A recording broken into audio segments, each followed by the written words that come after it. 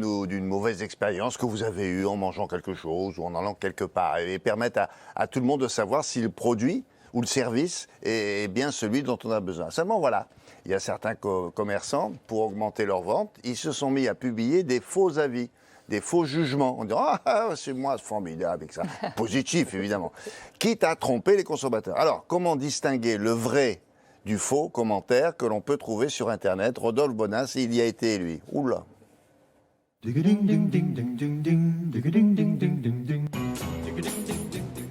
Alors pourriez-vous dire, oh ben moi je dis ce que je veux sur Internet. C'est pas puni par la loi cette affaire-là, soyons clairs. Un faux commentaire, c'est interdit. Totalement interdit, William. Il s'agit là d'une vraie pratique commerciale frauduleuse et on ne plaisante pas sur les faux avis parce que si vous utilisez ce type de dispositif, attention, c'est pénalement répréhensible, c'est 2 ans de prison, 300 000 € d'amende. Ah oui. Donc on rigole pas. Et pour une raison très très simple, parce que vous l'avez expliqué en introduction, William, c'est que quand on pose la question aux Français, près de 90% d'entre eux déclarent qu'avant d'acheter un produit, eh bien ils vont voir ces fameux avis. Donc c'est normal que ça soit répréhensible et puni par la loi. Résultat des courses, vous avez envie de comprendre pourquoi ces avis pullulent sur Internet, regardez ce reportage.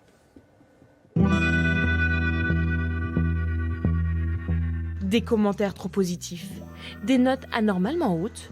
Pendant plus d'1 an, une dizaine de restaurants parisiens huppés a trompé ses consommateurs sur Internet, jusqu'à ce que la répression des fraudes s'en mêle. Nous avons eu connaissance du fait que cette société avait acheté un certain nombre de faux avis, mais aussi de fausses notes, de faux fans, de faux likes, pour renforcer la réputation de ces restaurants sur les sites Internet. En France, c'est illégal. La société est condamnée à 30 000 € d'amende. Donc les faux avis sont une pratique qui relève en droit français de la pratique commerciale trompeuse. Cette pratique est réprimée par la loi et elle expose l'entreprise qui la commet à 300 000 € d'amende et 2 ans d'emprisonnement. Malheureusement, cette histoire n'est pas un cas isolé. Tous les secteurs sont concernés par la pratique des faux avis, la restauration, l'hôtellerie, l'automobile, l'électroménager. Et donc c'est pour ça qu'il faut faire preuve de prudence à chaque fois qu'on réalise l'achat d'un bien ou d'un service en ligne. Et la première prudence est de vérifier que le site que vous utilisez a un système de modération des avis. C'est une obligation, les plateformes en ligne doivent expliquer quelles opérations elles réalisent sur la modération des avis. Et c'est ça qu'il faut aller regarder pour voir si l'avis, par exemple, fait suite à une réelle expérience de consommation. Des entreprises se sont spécialisées dans cette tâche. C'est le cas de cette société marseillaise qui a inventé un système qui détecte les faux avis. Uniquement les personnes qui ont passé une commande peuvent déposer un avis. On va vérifier en fait dans la base de données du marchand que la commande a bien eu lieu et c'est ça qui va nous permettre d'avoir notamment des avis authentiques. Ensuite, lorsque l'avis est déposé, de nouvelles vérifications sont effectuées. Des vérifications soit techniques, donc ça va être par exemple la vérification de l'adresse IP, c'est des choses très simples. Et on a des algorithmes beaucoup plus développés qui vont nous permettre de voir techniquement un avis qui serait potentiellement frauduleux.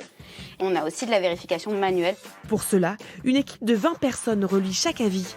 Près de 6 000 entreprises font aujourd'hui appel à ce système. Vous vous rendez compte, vous achetez de faux avis en plus. Oui, c'est ça. C'est incroyable, DGCCRF, service des fraudes, quoi. Exactement, répression des fraudes. Alors, on a vu dans le reportage un cas de faux commentaires pour des restaurants parisiens, mais ça touche tous les secteurs. Oui, tous les secteurs, hein, plombier, électricien, coiffeur, et même aussi l'univers de la médecine, hein, parce que vous pouvez même mettre un avis sur votre médecin, c'est possible, c'est autorisé. Donc là, tous les secteurs terrible. sont... Et quand vous êtes en colère contre lui, vous Voilà, dites... exactement. Donc c'est Pareil, Rodolphe qui a été chez un coiffeur, il y avait un avis favorable, et regardez. Hop, tac, terminé. Voilà. Voilà. Alors Mais- heureusement tout de même que des systèmes ont été mis en place pour éliminer les faux commentaires. Oui, complètement. En fait, ce qui se passe, on l'a vu ici dans le reportage, il y a des sociétés spécialisées. Il y a aussi, bien sûr, la répression des fraudes qui fait son travail. Il y a aussi des sociétés qui mettent en place des algorithmes informatiques. Hein. C'est un peu compliqué, mais ils essayent de calculer pour savoir et traquer le faux avis. Mais c'est pas rien. Je vais vous donner un chiffre absolument abyssal. C'est, imaginez-vous que le premier commerçant, le e-commerçant mondial, Amazon, tout le monde connaît cette marque, eh bien, eux, ils ont analysé 520 millions d'avis. Et sur ces 520 millions, ils en ont trouvé 200 millions qui étaient faux. Donc les faux Sur avis, leur propre sur leur propre portail. Donc attention, Et pas sympa, j'imagine. ce n'est pas rien. C'est-à-dire que les faux avis, il y en a partout. Oui, mais bon, est-ce qu'on est sûr qu'elles en font assez, ces plateformes, pour lutter là? Alors, pour éliminer, c'est vrai qu'on peut se poser ce type de questions parce que, vous savez, les plateformes, elles vont mettre en valeur le fait que les avis, elles font attention aux faux avis, mais il y a des plateformes qui vivent des avis. Hein, c'est-à-dire que, en fait, on vient sur ces plateformes pour consulter des avis. Donc, quand on leur pose la question et qu'on les met face à leur responsabilité, pour certains d'entre eux, ils vont quand même dire attends, mais moi, les avis, ça me fait vivre. On s'en vivre. sort pas là, parce que donc vous avez instillé le doute, comme on dit. Exactement. Alors, il faut savoir que c'est planétaire parce que même en Grande-Bretagne, la plateforme Amazon et la plateforme Google sont aujourd'hui sous l'œil de la répression des fraudes sur ce problème des avis. Donc, ce n'est pas rien. Vous voyez qu'on touche là à quelque chose d'extrêmement intime. Alors, en résumé, il existe des systèmes, donc on l'a compris, pour lutter contre les faux avis, mais s'ils sont si efficaces que ça? Alors, les systèmes, oui, il en existe. Alors, il y en a plusieurs. D'abord les systèmes que je vais vous décrire, c'est les systèmes dans lesquels les commerçants utilisent pour fabriquer des faux avis. Premier, c'est un système très connu et qui est terrible, c'est que vous pouvez aller sur des forums. Vous savez, les forums, William, c'est l'endroit où on échange sur Internet, etc. Là, vous vous déclarez comme voulant acheter un produit. La marque rentre en contact avec vous et elle vous propose, elle vous dit, si tu achètes ce produit sur ce site Internet et que tu mets un bon avis, je te rembourserai le prix du...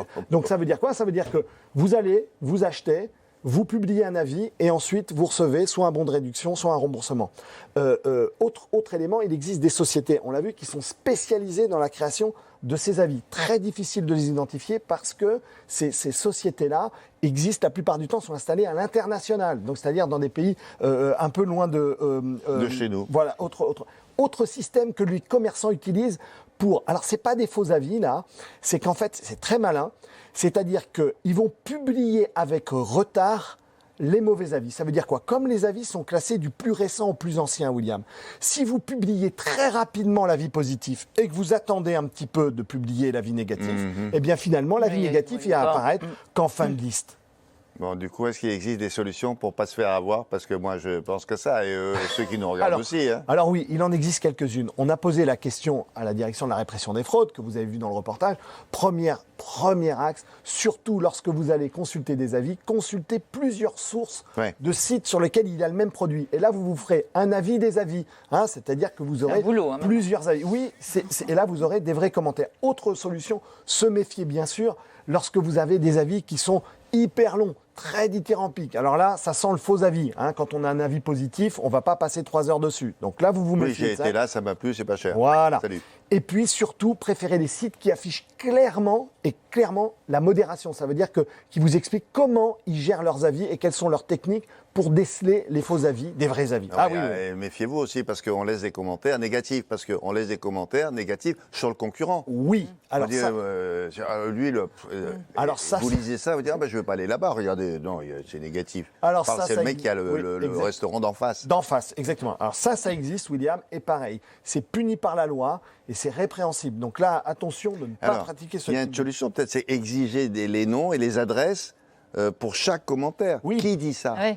Alors, on ne peut pas exiger le nom et les adresses de ceux qui publient des avis. Mais William, et là, je pousse un cri, une plainte gueulante, je demande aux plateformes sur Internet et aux commerçants de mettre en place un système de traçabilité, de faire le lien entre le ticket qu'on a acheté et l'avis qu'on va mettre. Si tous les avis avaient en face le ticket d'achat, on serait sûr que tous ceux qui mettent des avis ont acheté réellement. Vous l'avez vraiment acheté. Exactement. Et ça, elle est là la solution. Ça n'empêcherait pas un mensonge, mais bon. Non, un mensonge, ça n'empêcherait pas, mais on est sûr que ceux qui mettraient des avis auraient acheté les produits. En tout cas, ils l'ont acheté. Voilà.